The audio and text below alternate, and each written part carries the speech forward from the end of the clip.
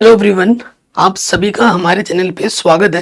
तो आज के वीडियो में हम class 12th mathematics chapter number 10 सदिश बीजगणित की जो प्रश्नावली है 10.2 को वन शॉट में कंप्लीट करने वाले हैं, नई एनसीईआरटी बुक के आधार पर। तो वीडियो को लाइक कर दो क्योंकि आप बाद में भूल जाते हो। तो बिना किसी देरी के वीडियो को स्टार्ट करते हैं। बेसिक्स को पहले हम समझेंगे और उसके बाद हर एक क्वेश्चन को डिटेल में कर पाएंगे। तो देखिए, पहला जो हमारा टॉपिक है वो क्या है, सदिशों का योगफल। देखो मैं आपको दिखाता हूँ। मैं एक इनिशियल बिंदु लेता हूँ, प्रारंभिक बिंदु मैंने क्या ले लिया, एक ओ ले लिया, और यहाँ से मैंने सदिश बनाया जो इस दिशा में जा रही है। ठीक है, इस दिशा में जा रही है। इस बिंदु का नाम मैंने ओ ए लिख दिया। ठीक है, ये प्रारंभिक बिंदु था। अब इसी ए पॉइंट से एक डायरेक्शन में ले लेता हूँ यहाँ पर। ठीक है, यहाँ पे आई और इसी दिशा में गई। इस बिंदु को मैं बी बोल देता हूँ। ठीक है, इस वेक्टर का नाम मैं लिख देता हूँ कि ये ए वेक्टर है और इस वेक्टर का नाम मैं बोलता हूँ कि ये बी वेक्टर है। ठीक, अब हमारे पास क्या है, देखो अब ये जो ओ और बी होगी, अगर इससे इसको मिलाएं, ये जो ओ बी होगी, ठीक है, इस वेक्टर का नाम मैंने सी बोल दिया। तो ये क्या होगा, देखो ए वेक्टर ये इनिशियल बिंदु था। ठीक है, ये यहाँ से गया, इसी दिशा में रुका और इसी के इधर आ बढ़ गया। ये इसकी डायरेक्शन उसी दिशा में चली। ये नहीं कि ये इधर गया तो ये नीचे आ रहा है, तो फिर नहीं होगा। और ये जो वेक्टर है ओ बी, उसे ये स्टार्ट हो रहा था। तो योगफल नियम क्या कहती है, योगफल नियम क्या कहते हैं कि तो ये जो ओ बी होगा, ओ बी वेक्टर, ये क्या होगा, O A plus A B. ठीक है, तो ये चीज़ हो जाएगी। सी वेक्टर किसके बराबर हो जाएगा, सी वेक्टर हो जाएगा ए वेक्टर प्लस बी वेक्टर, इसके बराबर हो जाएगा। इसे योगफल का नियम कहते हैं सदिशों का। ठीक है, आगे समझ में। अब सदिश योगफल हमने सीखा है ना, इसके कुछ गुणधर्म होते हैं। ठीक है, इसके क्या होते हैं, कुछ गुणधर्म होते हैं। सबसे पहला जो गुणधर्म है वो है क्रम विनिमय, कम्यूटिविटी बोलते हैं इसको, क्रम विनिमय। ठीक है, इस गुण, पहला गुण का नाम क्या है, क्रम विनिमय। मतलब इसमें क्या होता है ना, अगर आपके पास दो सदिश हैं, आप आगे पीछे जोड़ सकते हो, ए प्लस बी करो या बी प्लस ए करो वेक्टर फॉर्म में, तो ये आपस में क्या होते हैं, बराबर होते हैं। ठीक है, ये क्रम विनिमय हो गया। उसके बाद आता है साहचर्य गुण। ठीक है, नेक्स्ट जो गुण है वो है साहचर्य। साहचर्य नियम क्या कहती है, अगर आपके पास तीन वेक्टर हैं,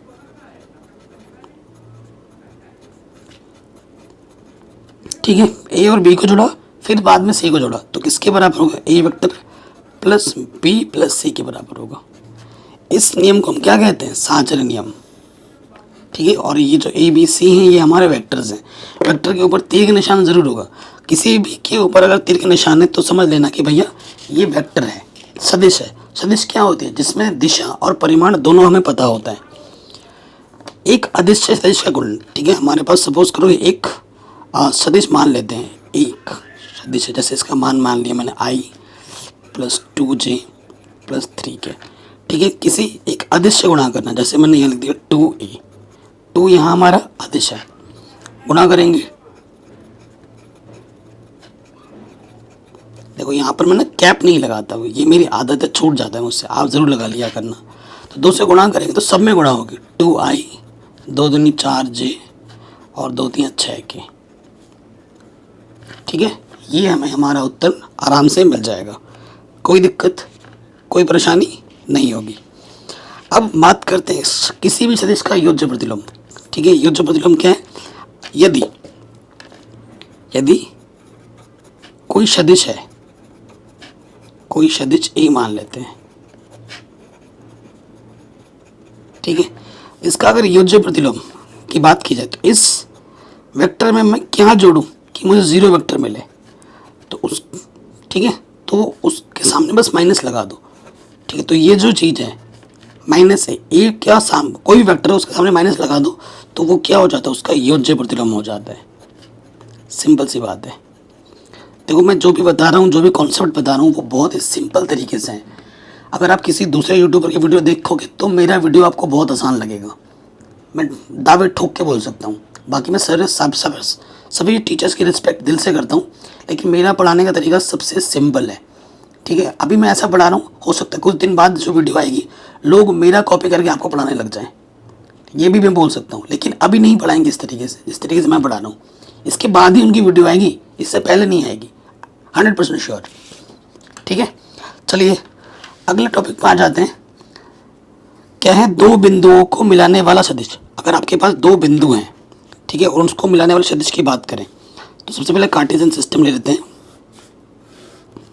ये मेरा x, ये मेरा y और ये मेरा z है। ठीक है, हमारे पास दो बिंदु हैं, ये P1 बिंदु है और ये P2 बिंदु है। ठीक है, और ये इनिशियल बिंदु 0 है, तो इसका सदिश, स्थिति सदिश क्या हो जाएगा, OP1। इसका स्थिति सदिश क्या हो जाएगा, OP2। और इनके बीच की दूरी क्या होगी, ये P1 P2। ठीक है, अगर इसके निर्देशांक में मान लो कि ये x1, y1, z1 है और ये x2, y2, z2 है। ठीक है, अगर मैं नॉर्मली जो अभी हमने सीखा है वेक्टर का गुणन सीखा है ना अभी हमने, चूंकि हम जानते हैं ये जो OP2 होगा, OP2 जो वेक्टर है ये वाला, ठीक है, वो किसके बराबर होगा, ये इधर गया फिर इधर गया, तो ये किसके बराबर होगा, OP1 प्लस P1 P2। और अगर हमें क्या चाहिए, P1 P2 चाहिए, तो P1 P2 यहीं रहा, तो किस, ये प्लस का इधर के क्या हो जाएगा माइनस। और एक ट्रिक मेरे पास है, ट्रिक मेरे पास क्या है, जैसे P1 P2 निकालना है तो O लास्ट में से पहला वाला माइनस होगा, OP2 माइनस OP1। ये ट्रिक है, अगर आपको ऐसे याद नहीं रहता है तो आप ऐसे लिख लेना ट्रिक के साथ। ठीक है, मैंने जब क्लास 12 में था तो ये ट्रिक को फॉलो किया था, कोई दिक्कत कोई परेशानी नहीं होगी। तो P1 P2 कैसे निकलेगा, OP2 माइनस OP1। अभी हम क्वेश्चन करेंगे, उसकी टेंशन मत लो। ठीक है, उसकी टेंशन मत लो। अगर मैं सिंपल में बताऊं, ये क्या है, दो बिंदुओं के बीच की दूरी है, तो दो बिंदुओं के बीच की दूरी क्या होती है, सिंपल फॉर्मूला लगा लो, P1 P2। ठीक है, इसका अगर मुझे परिमाण निकालना है तो सीधी बात है, क्या होगा, x1 माइनस x2 का होल स्क्वायर। ठीक, फिर y1 माइनस y2 का whole square plus z1 minus z2 का होल स्क्वायर, ये चीज़ आ जाएगी। ठीक है, कोई दिक्कत नहीं होगी। अगले टॉपिक पे आ जाते हैं, खंड सूत्र। खंड सूत्र आपके दो टाइप के मिलेंगे, एक अंतः विभाजन, एक बाह्य विभाजन। तो पहले बात करते हैं अंतः विभाजन। ठीक है, अंतः विभाजन हमारे पास देखिए, ये P पॉइंट है, ये Q पॉइंट है। ठीक है, और इसका इनिशियल बिंदु एक मान लो ये O है, ये OP वेक्टर है और ये OQ वेक्टर है। ठीक है, एक अंतः विभाजन में मैंने एक बिंदु R ले लिया, ये अंदर से इसको काट रहे हैं दो हिस्सों में। ठीक है, इससे इसको मिला देते हैं और इस वेक्टर को मैंने बोल दिया R। ठीक है, इसकी डायरेक्शन इधर जा रही है और इसकी डायरेक्शन देखो OP1। ठीक है, ये चीज़ है। और इस वेक्टर का नाम मैं बोल देता हूँ कि ये A वेक्टर है, इस वेक्टर का नाम मैं बोल देता हूँ B वेक्टर है। और ये जो दो टुकड़ा है, इस टुकड़े को मैं M बोलता हूँ और इस टुकड़े को मैं N बोलता हूँ। कोई दिक्कत कोई परेशानी नहीं है। तो ये जो R बिंदु है, ये जो R बिंदु है, इस PQ को इसने अंतः विभाजन कर दिया, अंदर से दो टुकड़ों में काट दिया। ठीक है, तो हमें अगर ये निकालना है R, ठीक है, ये R वेक्टर अगर जो हमें निकालना है, जो अंदर से काट रहे हैं, ठीक है, R वेक्टर, इसका सूत्र क्या होगा, इसका सूत्र होगा MB प्लस NA बट्टे में आ जाएगा M प्लस N। ठीक है, इसी के अपोजिट अगर बाह्य विभाजन की बात करें, बाह्य विभाजन, ठीक है, हमारे पास एक रेखाखंड है, ये P और ये Q। ठीक है, ये मान लेते हैं और इसको बाहर से देखो, इसी से बाहर से इस रेखा को एक बाहर से इस बिंदु ने बांट दिया है। तो देखो ये बाहर से आया, इसीलिए मैंने इसको अलग कलर से दिखाया। इस P के लिए मैं इस वेक्टर का नाम देता हूँ A वेक्टर, इसके लिए मैं नाम देता हूँ इसको B वेक्टर और इसके लिए नाम आ जाएगा R वेक्टर। तो इसको बाहर से विभाजित कर रही है। ठीक है, सो इसमें क्या हो जाएगा, देखो हमारे पास जो PR है, ठीक है, यहाँ से लेकर यहाँ तक, इसको हम M कहते हैं, और जो PQ है यहाँ से लेकर यहाँ तक, इसे हम N कहेंगे। तो ये R वेक्टर जो निकालने का तरीका होगा वो क्या होगा, बस प्लस की जगह ना माइनस लग जाएगा। ठीक है, प्लस की जगह क्या लग जाएगा माइनस। ये सूत्र होता है बाह्य विभाजन का। बताइए कोई डाउट, कोई दिक्कत नहीं होगी, आपके सिंपल नोट्स पे बन गए होंगे। और बेसिक चीज़ें जो पहले हमने पढ़ रखी हैं 10.1 में, उसका भी यहाँ उपयोग होना है। ठीक है, तो आ जाते हैं प्रश्नावली 10.2 क्लास 12 मैथमेटिक्स NCERT। कह रहे निम्नलिखित सदिशों के परिमाण का परिकलन कीजिए। परिमाण निकालना है, जैसे ए वेक्टर है, इसका परिमाण निकालना है। तो परिमाण निकालने क्या होता है, आई अंडर रूट के अंदर आई का जो गुणज है उसका स्क्वायर, जी का जो गुणज है उसका स्क्वायर, के का जो गुणज है उसका स्क्वायर करके जोड़ देते हैं। तो 1 का वर्ग 1, ठीक है, तो ये आ जाएगा अंडर रूट 3। ठीक, इस पे आ जाओ।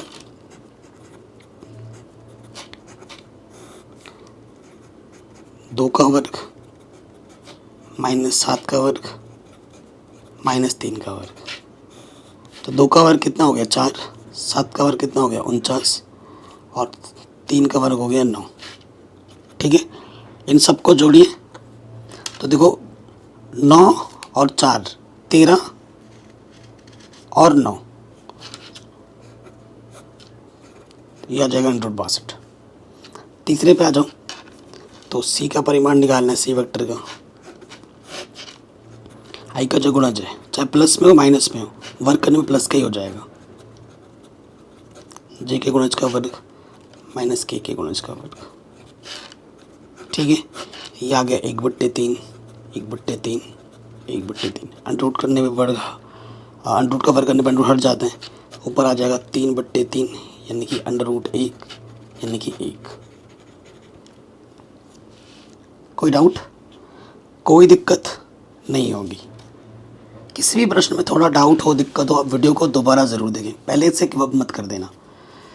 अगले प्रश्न पे आ जाऊँ। कह रहे समान परिमाण वाले दो भिन्न भिन्न सदिश लिखिए। मैं ट्रिक के साथ बता रहा हूँ, अपने मन से कोई भी सदिश मान लेते हैं। माना एक सदिश ए है जो कि है आई प्लस जे प्लस के।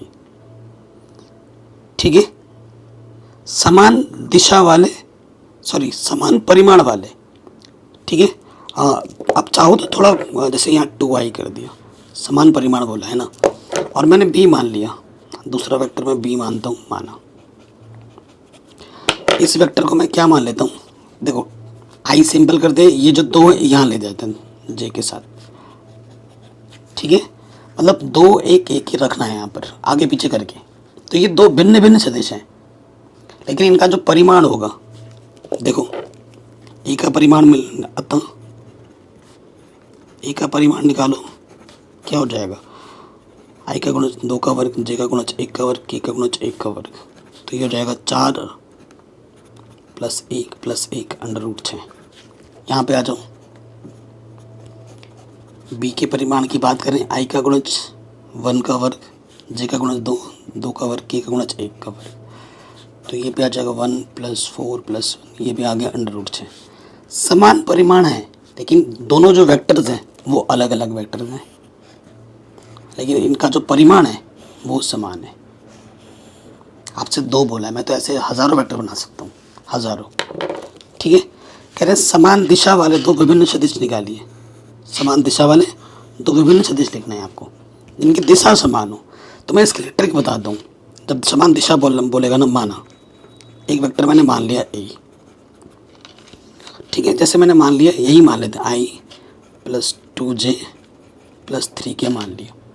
अब कोई भी एक गुणज सोचो और उससे पूरे में गुणा कर दो, और बी वेक्टर जो है, ऐसे मैंने 2 सोचा, 2 से गुणा कर दिया, 2i 2 दूनी 4j 2 3 6k। ठीक, समान दिशा बोला है। ठीक है, समान क्या बोला है, दिशा बोला है ना। दिशा कैसे निकलेगा, अब इसके दिक् कोसाइन निकालने पड़ेंगे हमें उसके लिए। ठीक है, हमें क्या निकालने पड़ेंगे, दिक् कोसाइन। चूंकि यहाँ देखिए, इस ए के लिए x की जगह पे 1 है, y की जगह पे 2 है और z की जगह पे 3 है। ठीक है, तो हमें क्या करना होता है, अगर और इस वाले में जो b में x की जगह पे 2 है, y की जगह पे 4 है और z की जगह पर 6 है। ठीक है, ये चीज़ हमें दे रखी है। अब देखो, हाँ यहाँ लिख देंगे ए के लिए, ठीक है, ए के लिए दिक् कोसाइन निकाल लेंगे तो हमें पहले क्या करना होता है, X square plus Y square plus Z square निकालना होता है। 1 का स्क्वायर, 2 का स्क्वायर, 3 का स्क्वायर, तो ये आ जाएगा 1 का वर्ग 1, 2 का वर्ग 4, 3 का वर्ग 9, तो √14 आ गया। ठीक है, क्या आ गया √14। तो अब देखो इसकी जो दिशा होगी, ए के दिक् कोसाइन, क्या होता है दिक् कोसाइन निकालने का फॉर्मूला, तो जो भी होता है पहला x के बट्टे में जो भी आया है ये चीज़, ठीक है, उसको भाग दे दो √14, y के बट्टे में √14 और z के बट्टे में √14। x हमारे पास क्या था, 1 बट्टे √14, y था 2 बट्टे √14 और z हमारे पास था 3 बट्टे √14। ये इसकी दिशा हमने निकाल दी, नंबर 1, ठीक है, इसकी हमने दिशा निकाल दी। ठीक, अब आ जाएंगे बी वेक्टर के लिए।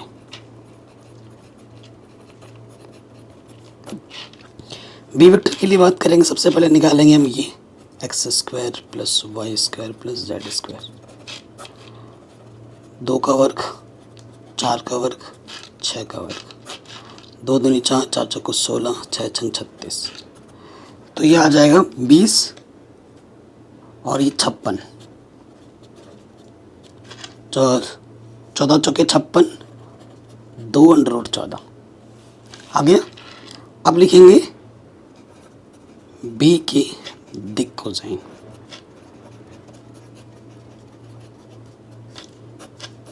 ठीक है, बी की दिक् कोसाइन की अगर हम बात करें तो वो क्या होगा, एक्स के बट्टे में क्या हो जाएगा, एक्स के बट्टे में 14, 2 √14, वाई के बट्टे में 2 √14 और z के बट्टे में 2 √14।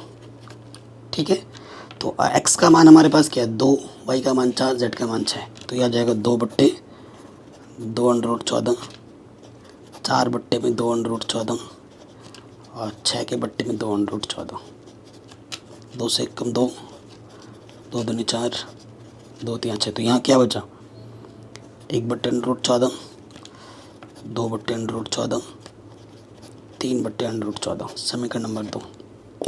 अब आप खुद देखो, समीकरण 1 से और समीकरण 2 से, 2 अलग अलग सदिश हैं, लेकिन इनकी जो दिशा है वो बिल्कुल सेम है। तो ट्रिक क्या है, एक वेक्टर कोई भी निकाल लो, लिख लो अपने मन से, और कोई एक गुणज सोचो, उसको पूरे में कर दो, तो इनकी दिशा सेम होगी, लेकिन ये दोनों जो सदिश है वो अलग अलग होंगे। ठीक है, अगले प्रश्न में आ जाओ। कह रहे हैं x और y के मान ज्ञात किए ताकि ये और ये जो सदिश हैं वो समान हो। बहुत ही आसान प्रश्न है। ठीक है, हमें क्या बोल रखे हैं, प्रश्नानुसार ये दोनों सदिश आपस में क्या है, समान है। ये मैं बोला क्या कि भैया जो 2i प्लस 3j है वो xi प्लस yj के बराबर है। तो जब सदिश समान होते हैं तो i का जो गुणज होता है और इसका जो गुणज होगा वो समान होता है। तो x का मान आ जाएगा 2 के बराबर और ये y का मान आ जाएगा 3 के बराबर। ठीक है, ये हमें हमारा उत्तर आराम से मिल जाएगा। अगले प्रश्न में आ जाओ, पांचवा सदिश। हाँ, पांचवा क्वेश्चन हमसे क्या बोल रहे हैं कि एक सदिश का प्रारंभिक बिंदु 2,1 है और अंतिम बिंदु इतना है। इस सदिश के इस सदिश के अदिश एवं सदिश ज्ञात करना है। सो देखो हमें दिया क्या है, प्रारंभिक बिंदु। ठीक है, हमें दे रखा है ए जो बिंदु है वो 2,1 दे रखा है। ठीक है, और जो बी बिंदु दे रखा है वो हमें दे रखा है -5,7। ठीक है, तो हमें क्या निकालना है, अदिश एवं सदिश दोनों निकालना है। ये प्रारंभिक और ये अंतिम यानी कि ए बी। तो अगर हमें ए बी वेक्टर निकालना है, ठीक है, तो हमारा क्या होगा, ओ बी माइनस ओ ए। और इसको निकालने का सिंपल सा लॉजिक है। देखो क्या है, x2 minus x1 i y2 minus y1 j plus z2 minus z1 की। तो ये 2D में है, ठीक है। तो यहाँ से x2 कितना है माइनस के 5 और x1 कितना है 2 i, y2 है 7 और y1 है 1 j। तो इसको हल करेंगे तो ये आ जाएगा माइनस के 7i प्लस के 6j, ठीक है। ये हमें मिल गया ए बी वेक्टर।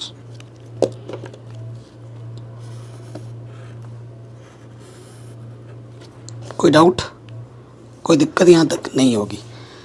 ये हमें हमसे क्या बोल रहा है, सदिश घटक और अदिश घटक बताने। सो देखो सबसे पहले लिखेंगे अदिश घटक।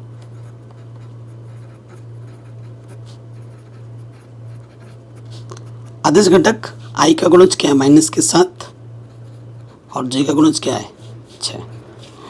और सदिश घटक क्या है,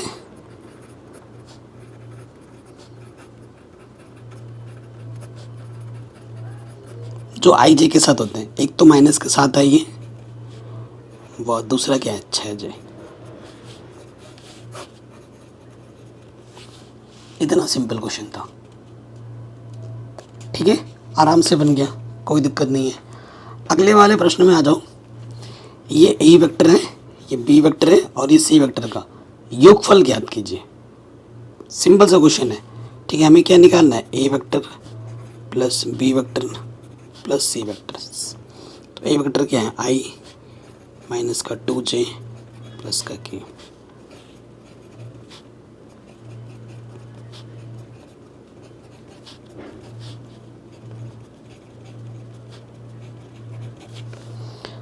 सिंपल सा लॉजिक है, आई के गुणज को जोड़ दो, माइनस 2 1 1, तो ये हो जाएगा 0i, ठीक है। जे के गुणज को जोड़ दो, ये माइनस 2, यहाँ से प्लस के 4 और ये माइनस के 6, ठीक। केक में आ जाओ, प्लस का 1 प्लस के 5 माइनस के 7, तो यहाँ से आ जाएगा 0i माइनस के 4j, ठीक है। और यहाँ से आ जाएगा ओनली माइनस के की। इतना आसान प्रश्न था, सिर्फ इनको जोड़ना था, ठीक है, आराम से बन गया। अब हमसे बोल रहे हैं इस ये जो वेक्टर हमें दे रखा है, सदिश दे रखा है, अनुदिश एक मात्रक सदिश निकालना है। मात्रक सदिश निकालने का सूत्र क्या होता है, 10.1 में ही आपने सीखा है। ए का निकालना ना, जिसका निकालना है उसके ऊपर कैप लग जाता है। ए वेक्टर उसके बट्टे में उसका परिमाण से भाग दे देना होता है। ये मात्रक सदिश निकालने का सूत्र है। इसलिए हमें क्या निकालना है, ये निकालना है। क्या हो जाएगा, आई का गुणज 1 का वर्ग, जे का गुणज 1 का वर्ग, के का गुणज 2 का वर्ग, तो ये हो जाएगा 1 प्लस 1 प्लस 4 यानी कि √6, ठीक है। अतः मात्रक सदिश ये हमें निकालना है। तो ये क्या हो जाएगा, ए वेक्टर हमारे पास है आई प्लस, अरे यार 2k प्लस j बट्टे में √6, ठीक है। तो इसको ढंग से लिखते हैं, 1 के बट्टे में √6 आई j, 1 के बट्टे में √6 j, 2 के बट्टे में √6 की, ठीक है। ये हमें हमारा उत्तर, हमें हमारा आंसर आराम से मिल जाएगा। कहीं पे भी डाउट हो, दिक्कत हो, वीडियो को दोबारा देखें। अगले प्रश्न में आ जाओ। कह रहे पी क्यू के अनुदिश मात्रक सदिश निकालना है। पी और क्यू हमें दे रखा है। देखो पी हमारे पास क्या है, पी हमारे पास है 1, 2, 3 और क्यू हमें दे रखा है 4, 5, 6। हमें पी क्यू के सदिश निकालना है, ठीक है। चूंकि पी क्यू क्या होगा, O Q minus O P, ठीक है। अब देखो, अभी अपने किया था, पी क्यू के लिए क्या हो जाएगा, x2 माइनस x1 आई, y2 minus y1 j, z2 minus z1 की, ये चीज़ होगी। तो देखो x2 कितना है मेरे पास 4, x1 है 1 आई, y2 है 5 और y1 है 2 जी, z2 है 6 और z1 है 3 के। ठीक है, इसको हल कर लेते हैं तो ये आ जाएगा 3i 3j 3k। ये हमें मिल गया पी क्यू वेक्टर। ठीक है, लेकिन हमें इसका क्या निकालना, मात्रक सदिश, इसलिए पी क्यू का परिमाण भी लगे हाथों तुरंत निकाल लो। आई का जो भी गुणज है उसका वर्ग, जे का जो गुणज है उसका वर्ग, के का जो गुणज है उसका वर्ग। तो ये कितना आ जाएगा, 3 स्क्वायर। ठीक है, ये कितनी बार है, 3 बार है, तो इसका जोड़ा बाहर आके सिर्फ 3 होगा, इसका जोड़ा नहीं बना है तो ये अंदर है 3√3। अतः पी क्यू का मात्रक सदिश, पी क्यू का मात्रक सदिश, इसका सूत्र क्या हो जाएगा, पी क्यू वेक्टर बट्टे पी क्यू का परिमाण। तो पी क्यू हमारे पास है 3i plus 3j plus 3k, भाग देना है हमें 3√3 से, तो अलग अलग ले लो, 3i बट्टे 3√3, 3 बट्टे 3√3j, 3 बट्टे 3√k। तो यहाँ से देखो 3 से 3 कटा सब में, तो यह आ जाएगा 1 के बट्टे में √3 i, 1 के बट्टे में √3 j, 1 के बट्टे में √3 k। ठीक है, ये हमें हमारा उत्तर, हमें हमारा आंसर आराम से मिल जाएगा।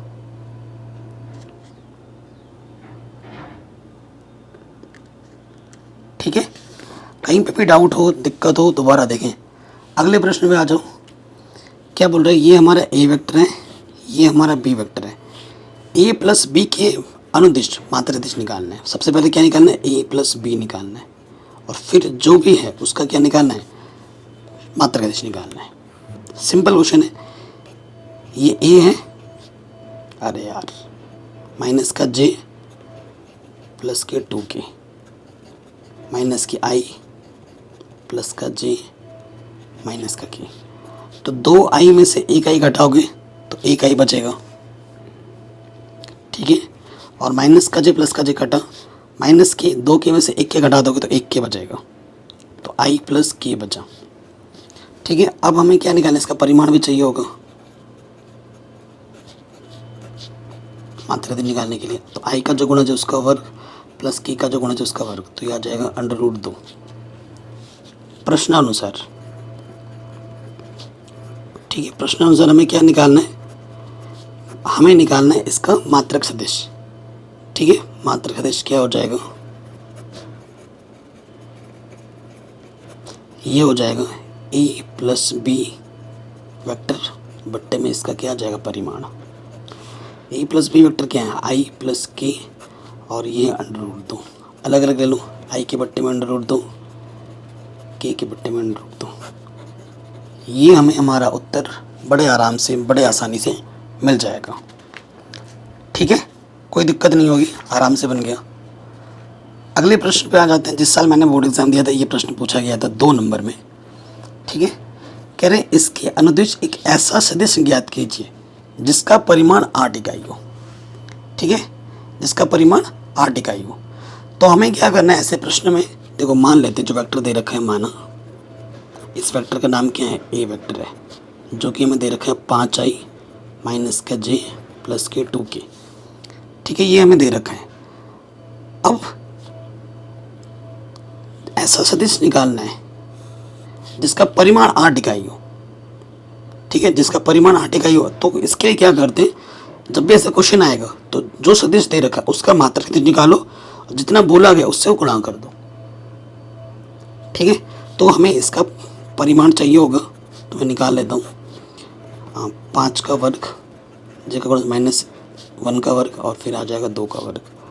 ये हो गया 5 × 25 माइनस का वर्ग प्लस 2 दूनी 4, तो ये हो गया √31, सॉरी √30।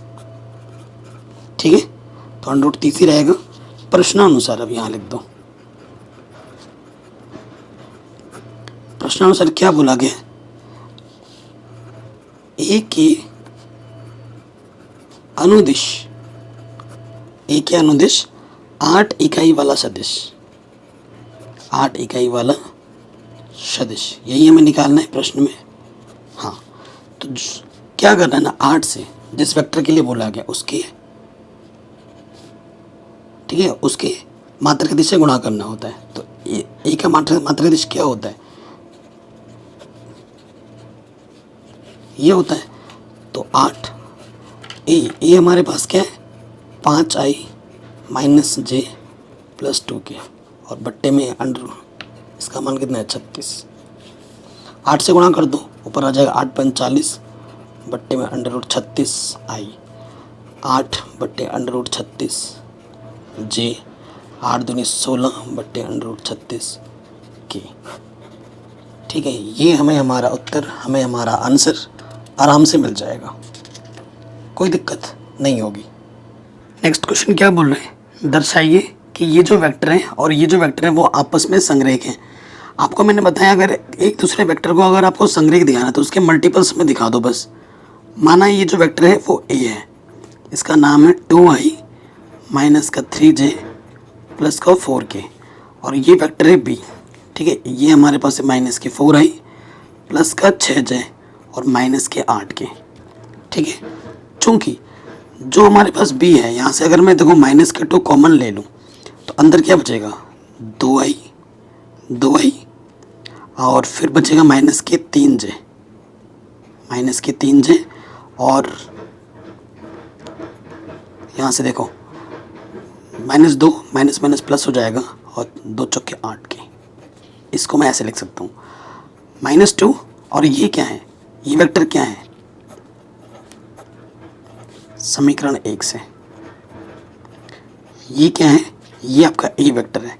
तो आपने बी वेक्टर को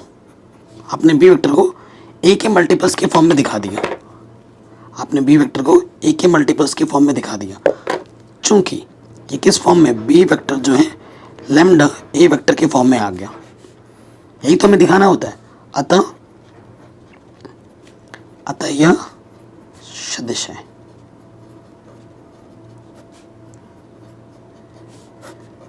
ये क्या है, सदिश है।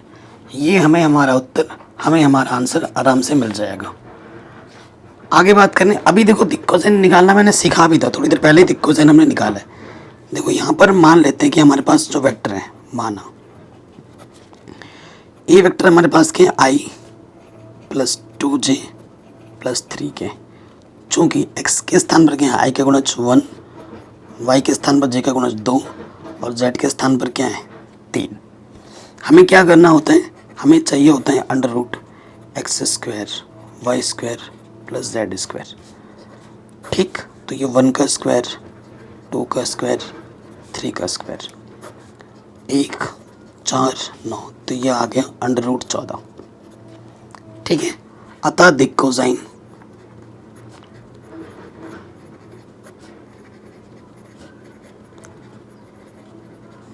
क्या होंगे, दिक् कोसाइन x के बट्टे में अंडर रूट 14, y के बट्टे में अंडर रूट 14 और z के बट्टे में अंडर रूट 14, ठीक है।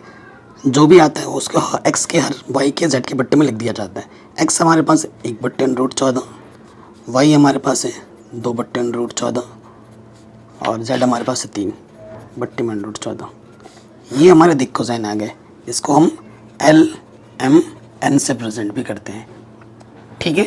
तो ये हमें हमारा उत्तर, हमें हमारा आंसर आराम से मिल गया।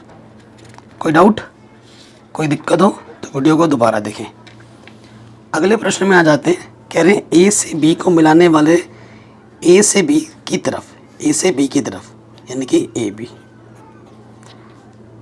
दिक् कोसाइन ज्ञात करना है। तो पहले सदिश निकालेंगे, चूंकि ए बी वेक्टर क्या होगा, ओ बी माइनस ओ ए, ठीक है। ये x2 minus x1, y2 minus के y1 प्लस z2 माइनस के z, -3 माइनस प्लस के 3 हो जाएगा, ओके। तो ये होगा -2i माइनस के 4j और प्लस के 4k। ठीक है, चूँकि यहाँ पर x के स्थान पर क्या है माइनस के 2, y के स्थान पर है माइनस के 4 और z के स्थान पर है 4। ठीक है, इसलिए under root X square plus Y square plus Z square, तो -2 का वर्ग -4 का वर्ग प्लस 4 का वर्ग, 4 16 16, तो ये हमें मिल जाएगा कितना 16 16 32 और 4 36, 36 का वर्गमूल 6। इसलिए दिक कोसाइन, ठीक है, दिक कोसाइन को डायरेक्टली शॉर्ट में डीसी कहते हैं। ठीक है, डायरेक्शन कोसाइन। तो ये क्या होता है, एल क्या होता है, एक्स के बट्टे में 6 आ जाएगा, वाई के बट्टे में 6 और जेड के बट्टे में 6। एक्स के है माइनस के 2/6, वाई है माइनस के 4/6 और जेड है 4/6।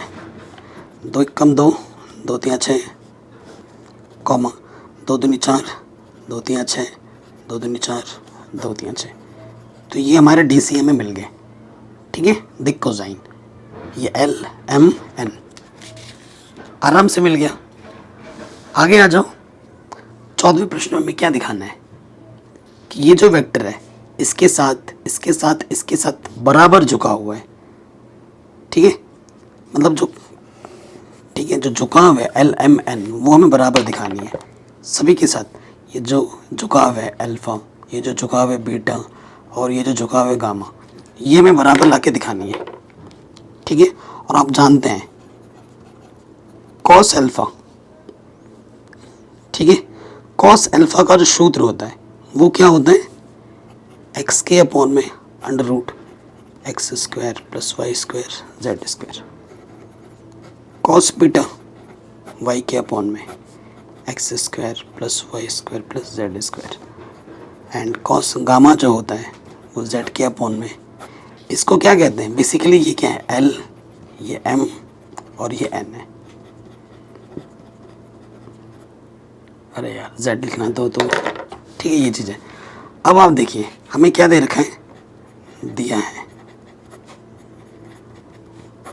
हमें सदिश दे रखा है, क्या दे रखा है आई प्लस जे प्लस के दे रखा है। ठीक है, ये चीज़ हम दे रखी है।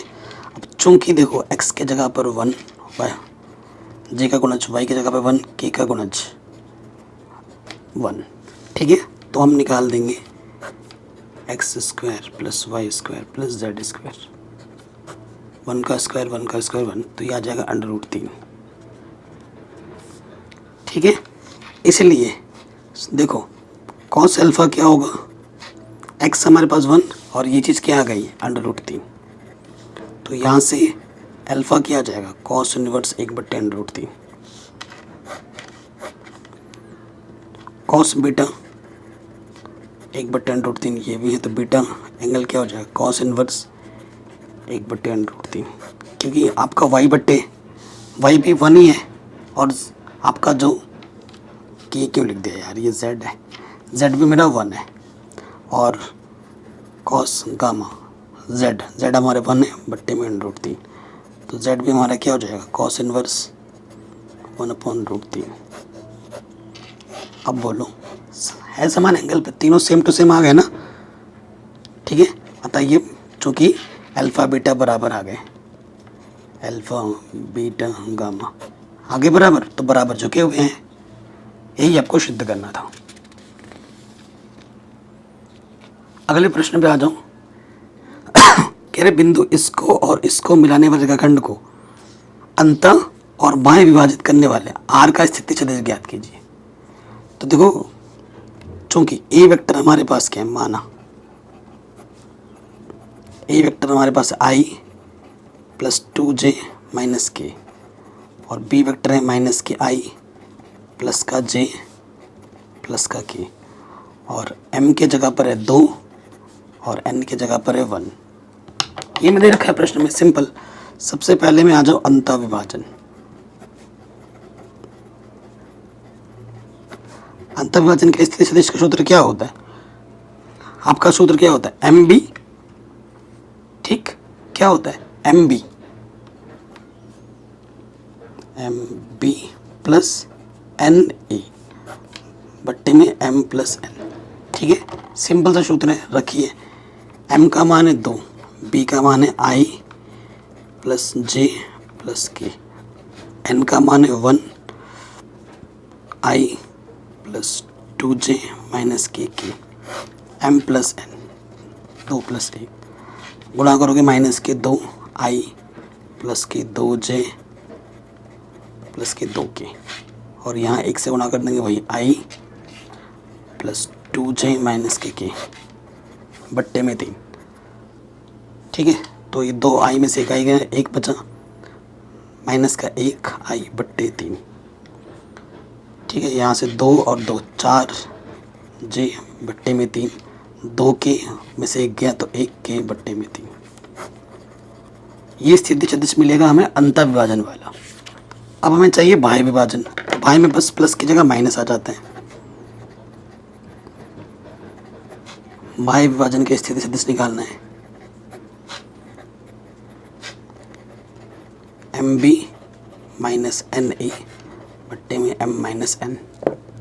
ठीक, सो देखो दोस्त, एम ये है, बी का मान है माइनस आई प्लस जे प्लस के, और ये है आई प्लस 2j माइनस के 2 माइनस 1, तो 1 फ़र्क नहीं पड़ेगा, यहाँ से गुणा करोगे माइनस के 2i प्लस के 2j प्लस के 2k, माइनस से गुणा कर दो माइनस आई माइनस का 2j प्लस का k, तो 2i में से 1i घटाएंगे, माइनस का 2i माइनस का 3i, माइनस का 3i हो जाएगा, 2j में से 2j घटाएंगे, j खत्म, 2k और 1k 3k। ये हमें मिल जाएगा हमारा बाहर वाला। ठीक है, बाह्य विभाजन के लिए स्थिति सदिश। कोई दिक्कत, कोई परेशानी नहीं होगी। अब आ जाओ मध्य बिंदु निकालना है।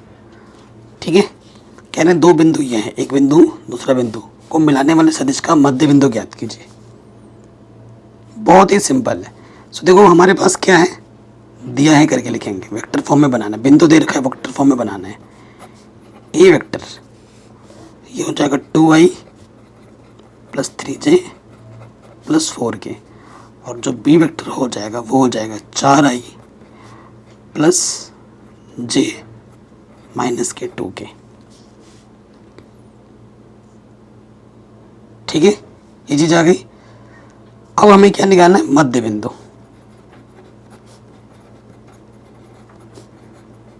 सीधा सा सूत्र है, दोनों को जोड़ो और आधा कर दो, ए वेक्टर प्लस बी वेक्टर बट्टे में 2, तो यह 2i plus 3j plus 4k, और यह 4i प्लस j माइनस का 2 बट्टे में 2, 4 और 2 6i, 3j में से 1 जगह घटाएंगे तो 2j, 4 में से 2 घटाएंगे 2k। ठीक है, 2 से सब में भाग दे दो, तो यह आ जाएगा 2 3 6, 2 1 कम 2, 2 बनिष्ठ आ गए ना ऊपर से, 2 1 कम 2, तो ये हमें हमारा उत्तर आराम से मिल गया। देखो मेरी आदत है, मैं कैप नहीं लगाता हूँ, मैंने पहले ही बोल दिया कैप आप खुद लगा लिया करो। ठीक है, ये प्रश्न हमारा आराम से बन गया, इतना आसान प्रश्न था। आगे बढ़ते हैं, अगले प्रश्न में आ जाते हैं। कह रहे हैं दर्शाइए ए बी सी जिसके स्थिति सदिश ए बी सी दे रखे हैं, एक समकोण त्रिभुज बनाते हैं, ये हमें शो करना है। ठीक है, सो देखो हमें क्या दे रखा है, हाँ ए बी वेक्टर हमें निकालना है। A B vector A B C दे रखे हैं, ए बी अगर निकालेंगे तो क्या आ जाएगा, ओ बी माइनस ओ ए। तो देखो ये जो दे रखा है ना ए, यानी कि ये ओ ए दे रखा है। ठीक है, तो ओ बी ये दे रखा है, जैसे 2i माइनस के j प्लस का k, और ओ ए क्या है, ये है 3i माइनस का 4j माइनस के 4k। तो हल करो, यहाँ से देखो 2i में से 3i घटाएंगे माइनस की i, ये हो जाएगा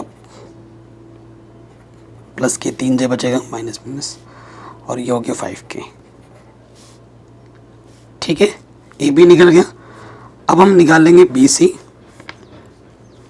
देखो मैं जगह भी छोड़ रहा हूँ किस लिए अभी पता चल जाएगा। बी सी क्या होगा, ओ सी माइनस ओ बी। ठीक, ओ सी क्या है, सी वेक्टर ये आई माइनस का 3j माइनस के 5, और ओ बी वेक्टर ये है 2i माइनस जे प्लस के। तो ये आपको मिल जाएगा, एक आई में से 2i कटाओगे तो माइनस की i, और -3 माइनस प्लस का j माइनस के 2j, और ये माइनस के 5 के माइनस माइनस, और ये माइनस के 6 के हो जाएगा। बी सी भी निकाल दिया हमने। अब हमें निकालना सी ए। ठीक है, सी ए, तो सी ए क्या होगा, O A minus O C. A B B C C A. ठीक है, देखो ए बी पे ख़त्म हुआ, बी से स्टार्ट किया, सी पे ख़त्म हुआ, सी से स्टार्ट किया, ये चीज़ ध्यान रखना। ओ ए क्या है, ए वेक्टर 3i माइनस के 4j माइनस का 4k, और सी वेक्टर क्या है हमारे पास, ये है i माइनस का 3j माइनस के 5k, ये हमें दे रखा है। तो ये घटाएंगे, 3 में से घटाएंगे, आ जाएगा 2i माइनस के 4 प्लस के 3। ठीक है, ये हमें मिल जाएगा कितना, माइनस का j, और यहाँ आ जाएगा प्लस के माइनस के 4 के में से प्लस के 5 के घटा देंगे तो 1 के बचेगा। अब सबका क्या निकालना है, देखो ए बी वेक्टर है, इसका मापांक निकालेंगे। आई का गुणज -1, जे का गुणज 3, के का गुणज 5, तो ये आ गया 1, 9, 25, तो ये हो गया √35। ठीक है, कितना आ गया, √35। तो अगर मैं इसका वर्ग करूँ, ए बी स्क्वायर करूँ, तो ये सिर्फ 35 आएगा, समीकरण नंबर 1। फिर हमें चाहिए बी सी। ठीक है, तो अगर मैं यहीं से वर्ग कर दूँ तो अंडर रूट लिखने की ज़रूरत नहीं पड़ेगी। -1 का वर्ग, -2 का वर्ग, और -6 का वर्ग, तो ये हो जाएगा 36 + 4 + 1 41। ठीक, सी वर्ग कर देता हूँ, 2 का वर्ग, जे का गुणज -1 है उसका वर्ग, के का गुणज 1 है उसका वर्ग, तो 2 दूनी 4, 1 1, ये आ गया 6। चूँकि देखो जो 41 है वो किसके बराबर है, 35 + 6 के बराबर, यानी 41 कहाँ है, यानी बी सी का जो वर्ग है किसके बराबर है, बाकी दो छोटे वाले के वर्ग के योगफल के बराबर है। यही तो पाइथागोरस, अगर पाइथागोरस प्रमेय को संतुष्ट कर रहा है, अगर पाइथागोरस प्रमेय को संतुष्ट कर रहा है, ठीक है, तो क्या होगा, ये समकोण त्रिभुज होगा। इसलिए त्रिभुज ए बी सी एक समकोण त्रिभुज है।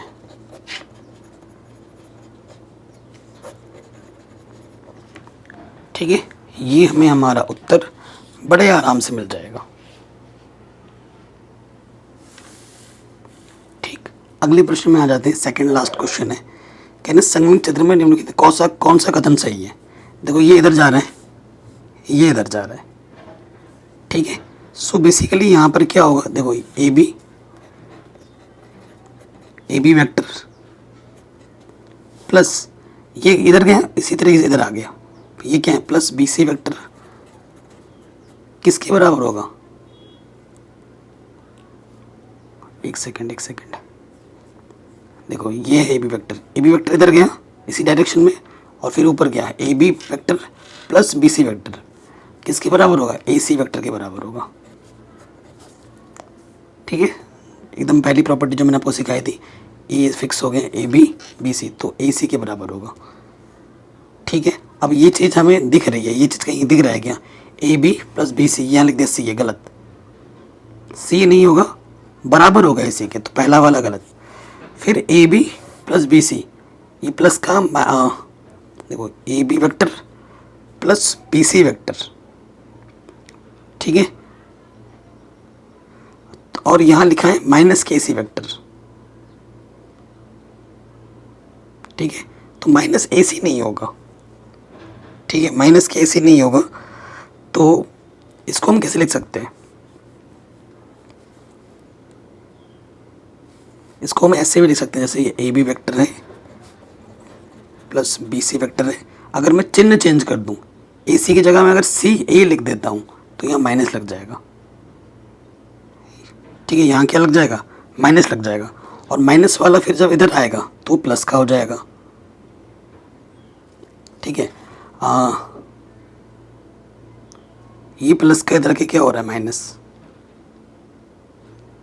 माइनस का इधर के प्लस होना चाहिए।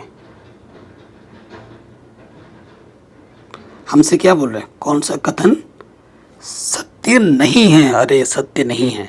एक सेकंड, तो ये माइनस वाला तो इधर के प्लस हो जाएगा ना। देखो, तो ये कथन सही है भाई, ये कथन सही है, सत्य नहीं है। A B plus B C, और ये प्लस का इधर के माइनस का हो जाता है, ये कथन भी सही था। अब देखो, ये सी ए किया है ना, तो ये माइनस वाला इधर के प्लस होना चाहिए, यहाँ लिख रहा है माइनस, तो ये कथन असत्य है और यही वाला सही हो जाएगा। बाकी देखो, ये वाला ए बी और बी सी को मैं लिख सकता हूँ इस तरीके से। देखो, अगर साइन चेंज कर दूंगा, सी बी लिखूंगा तो यहाँ नेगेटिव लग जाएगा, और ये नेगेटिव वाला इधर के क्या हो जाएगा? पॉजिटिव। इस तरफ क्या बचेगा? जीरो। तो ये कथन भी सही है, ये गलत है। आखिरी प्रश्न में आ जाते हैं। कह रहे हैं ए और बी दो संरेख सदिश हैं, तो निम्नलिखित में से कौन सा कथन सही नहीं है? संरेख होता है तो आपको पता है बी जो होता है वेक्टर ए का मल्टीपल्स होता है, ये कथन बिल्कुल सही है। ठीक है, बी वेक्टर प्लस माइनस ए का मल्टीपल्स हो सकता है, ये कथन भी सही है। ए और बी के क्रमागत घटक समानुपाती नहीं है। ठीक है, क्रमागत जो घटक होते हैं वो जरूरी नहीं है कि समानुपात में हो। ठीक है, कौन सा सही नहीं है कथन, वो आपको बताना है। और ये अगर संरेख होता है, आपको मैंने बताया, एग्जाम्पल देके भी बताया था, अगर दो वेक्टर आपस में संरेख हैं, दोनों सदिश ए बी की दिशा समान है परंतु परिमाण भिन्न भिन्न है, ये गलत है। ठीक है, ये कथन सही नहीं है, तो ये ऑप्शन सही हो जाएगा। बाकी ये कथन भी आपका सही है, ये भी सही है, तो ये कथन सही नहीं है, तो ऑप्शन नंबर डी सही हो जाएगा। तो बाकी सब कुछ मैंने पढ़ा दिया है, लिंक्स मिलेगी आपको डिस्क्रिप्शन में, आप जाके चेक कर सकते हैं। वीडियो को शेयर जरूर करना है। तो आपको वीडियो कैसी लगी आप कमेंट जरूर करना। आई होप सारे कॉन्सेप्ट आप समझ गए होंगे और हर एक क्वेश्चन को समझ गए होंगे। हाँ, इसमें रिवीजन जरूर चाहिए, जितना आप रिवाइज करोगे उतना कॉन्सेप्ट क्लियर और चीज़ें आप देर तक आप समझ पाओगे। वरना क्या है, एक बार देखने से अगर आप रिवाइज नहीं करोगे, क्वेश्चन खुद से नहीं बनाओगे तो आप भूल जाओगे। ठीक है, और बाकी सब कुछ मैंने पढ़ा रखा है, लिंक्स मिलेंगे डिस्क्रिप्शन पे, तो डिस्क्रिप्शन जरूर चेक कर लेना एंड वीडियो को शेयर करना ना भूलना। जय हिंद, अपना ख्याल रखें, मिलते हैं आपसे नई वीडियो में।